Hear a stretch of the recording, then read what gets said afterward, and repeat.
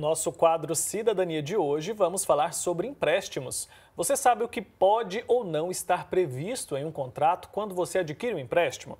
É para falar sobre isso que convidamos o advogado especialista em direito do consumidor, Rogério Rodrigues. Bom dia, Rogério. Obrigado por falar com a gente. Bom dia a todos. É um prazer, uma satisfação poder construir e colaborar junto com vocês nesse momento. Queria que você começasse explicando justamente o que pode ou não estar previsto no contrato quando a gente vai assinar ali um empréstimo.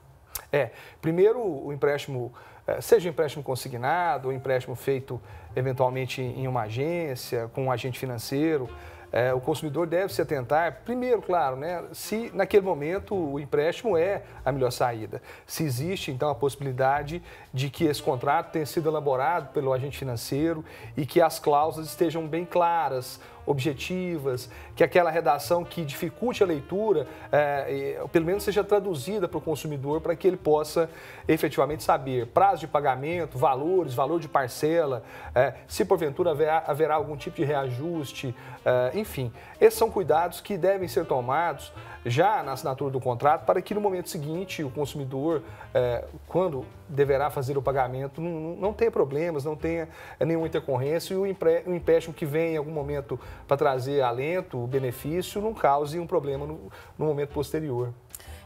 E nesse tempo de pandemia, nesse ano foi atípico. Quem já tinha contratado um empréstimo antes da pandemia, alguns casos houve a chance de rever, esses empréstimos, as cláusulas de pagamento e tudo. Acha que isso continua conosco por conta da pandemia?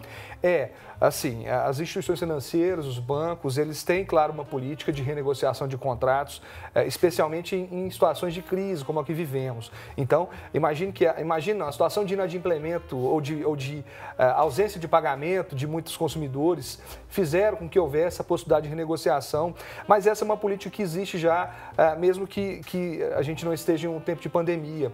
Principalmente nos finais de ano, há sim uma política de tentativa de renegociação, de desconto e quitação de empréstimos e operações bancárias, já nessa visão, claro, de recuperar um pouco do dinheiro que foi perdido ou daquele dinheiro que invariavelmente não poderá ser pago mais em razão da situação econômica do consumidor do país.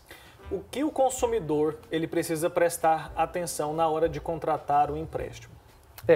Então, como a gente havia pontuado de início, é saber primeiro, com quem é que é feito o empréstimo? Hoje em dia existe uma modalidade de empréstimo feito também a toque de caixa, até no caixa eletrônico. É preciso, claro, ter atenção na forma de pagamento, claro, nas parcelas, no valor, no juro que é cobrado. Agora, quando esse empréstimo é feito através de um terceiro ou de um escritório correspondente, é preciso ter acesso ao contrato, ler o contrato, pedir a ajuda de um especialista, claro, para que uma dúvida qualquer seja sanada e que o consumidor tenha, claro, a preocupação de que esse empréstimo deve vir em um momento em que, além de usá-lo de maneira adequada, é preciso programar para no próximo mês realizar o pagamento ou nos próximos meses e fazer esse empréstimo junto a uma instituição bancária de renome, claro, uma instituição que oferece uma condição melhor. Pesquisar também a melhor saída para que, nesse momento, o consumidor tenha a possibilidade de fazer o empréstimo, mas também não fique numa situação de endividamento pleno, que é aquela situação onde o consumidor faz o empréstimo para pagar outro e nunca sai dessa situação de endividamento.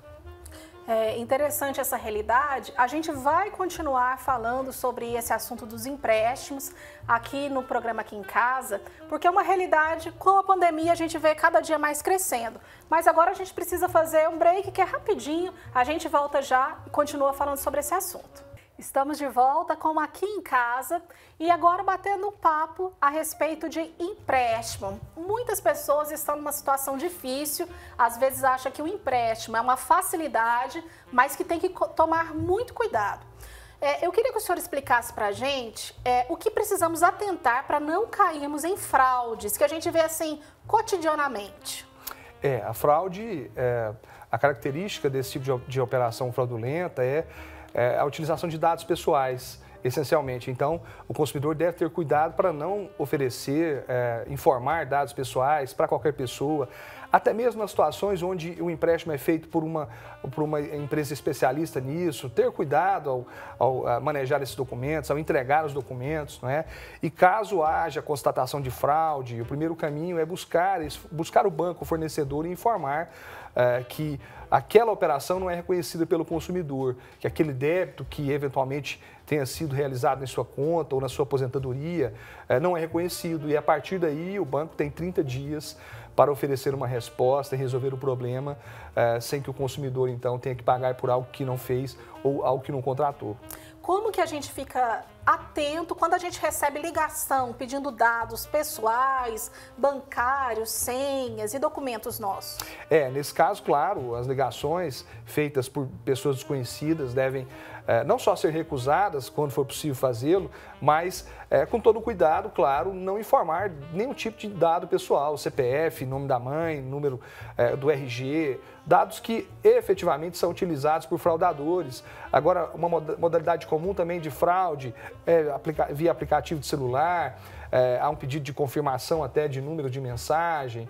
Então, todos esses cuidados de não oferecer via telefone ou mesmo fora do estabelecimento comercial informações pessoais que são imprescindíveis para a prática de crimes e crimes fraudulentos que invariavelmente lesam consumidores. No caso dos empréstimos consignados, é uma preocupação ainda maior, né? A gente vê muitos aposentados, pensionistas, que acabam fazendo empréstimos consignados, um na sequência do outro. Isso também é um problema, né? É um problema muito sério, né? Porque a lei estabelece, a lei estadual, a lei federal estabelece, ou seja, os pensionistas do INSS e os aposentados podem comprometer até 30%. Só que agora, recentemente, houve uma edição de uma nova regulamentação e que aumentou a margem para 35% da renda do pensionista e do aposentado do INSS. Já na esfera estadual e municipal, o limite é 30% de compromisso. O que isso quer dizer?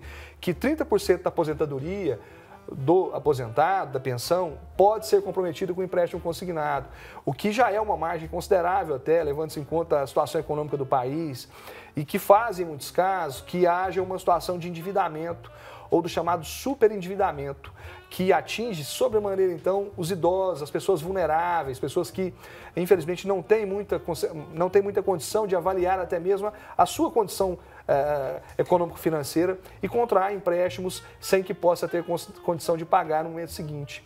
Então, a situação de endividamento é uma situação de saúde pública até, Wilker, já que existe no Congresso Nacional já um projeto de lei que regula essa situação, porque o consumidor às vezes fica endividado não porque ele quer se endividar, porque ele quer contrair empréstimo e não pagar, mas porque não consegue sair dessa situação.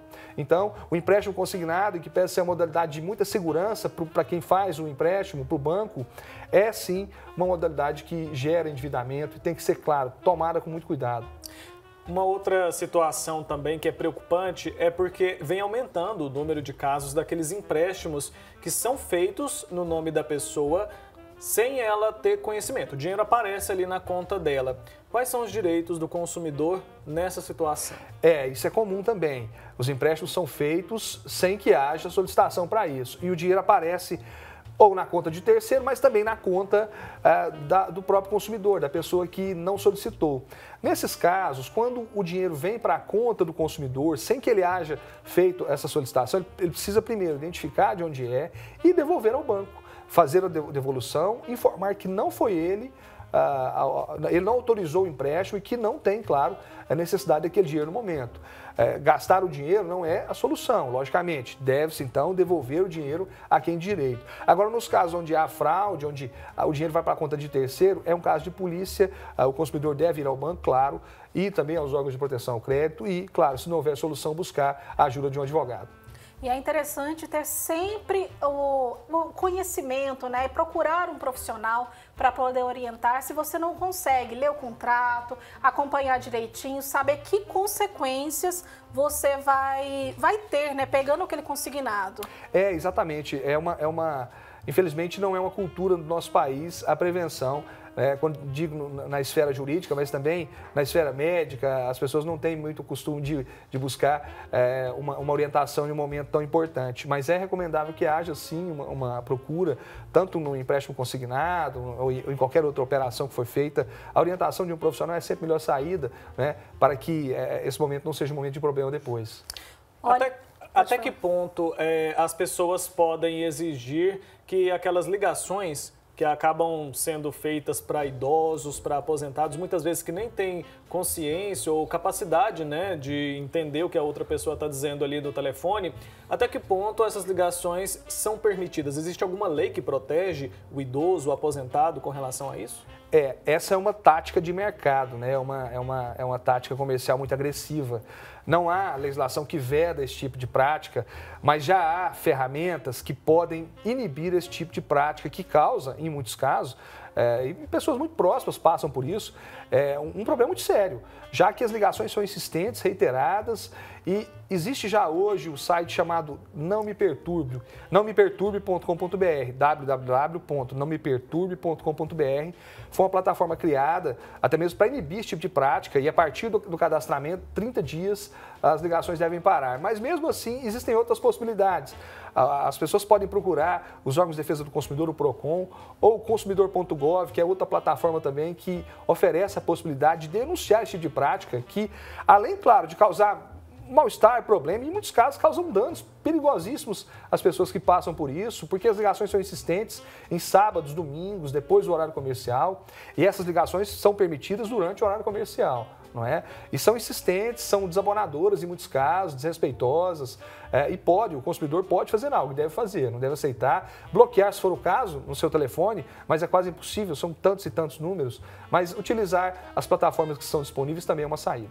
Eu já fiz isso no celular, já cadastrei o meu número para não receber essas ligações indesejadas, mas infelizmente não é 100%. A gente acaba uma hora ou outra recebendo uma ligação ali, seja oferecendo crédito, oferecendo cartão, ou seja o que for. Mas você pode ir também bloqueando, como o doutor bem disse, ali aqueles números. São variedades de números que a gente tem aí para ver diante dessa realidade, né, doutor? Eu queria que o senhor deixasse uma mensagem para quem nos acompanha, o que ficar de olho e como fazer. O melhor empréstimo é ir pessoalmente ao banco ou ao local que tem o crédito e fazer e assinar. É melhor do que fazer por telefone? O consumidor dentro da sua condição, e existem muitos casos também que o consumidor idoso não consegue ir até o banco e é preciso que alguma pessoa vá com ele ou até o agente financeiro vá à sua residência. Mas é preciso saber se naquele momento é necessário o empréstimo, né? E ter cuidado, claro, nas condições de pagamento, nos valores, no prazo, enfim. Todas essas situações, e pessoalmente, claro, é muito melhor, é mais seguro, é possível então saber com quem está fazendo o empréstimo, toda a atmosfera que envolve esse negócio, que aparentemente é muito fácil, mas tudo isso deve ser levado em conta ao fazer uma operação de crédito como essa. Então, se houver a possibilidade, claro, de ir pessoalmente, essa é a recomendação mais importante. Eu quero agradecer ao Rogério Rodrigues, advogado especialista em direito do consumidor, por essa entrevista tão esclarecedora, né? E que nos alerta, nos deixa esse alerta de sempre vigiarmos ali onde há possibilidade de fraude. Obrigada, doutor.